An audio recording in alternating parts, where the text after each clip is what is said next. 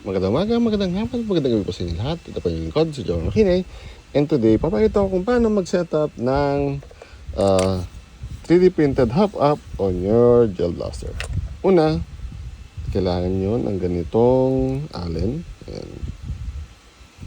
And ito yung ginagamit pang setup ng hop-up. Dapat kasi yan dyan. Pansin nyo, hindi yan gagalaw. At kailangan nyo, ensure din na threaded para ito yung gagamitin nyo para pasok doon. So make sure straight. And then start nyo.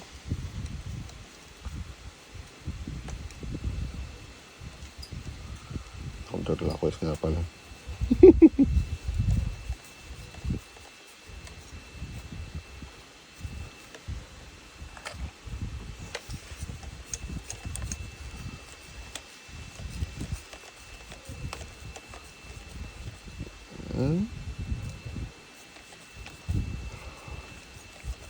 Hindi nyo kailangan sobrang itodo. Importante, kung mapansin nito, hindi siya, meron siyang slight gap. And ensure nyo na ito ay nandito sa itaas. Okay?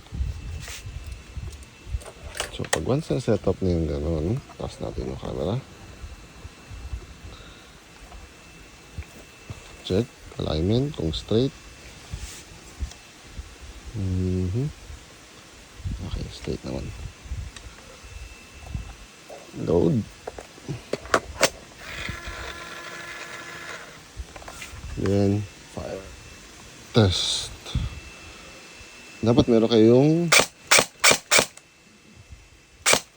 bakit pa rin bala? Ayun. Pag hindi ganun kalayo, i-adjust nyo siya ng konti.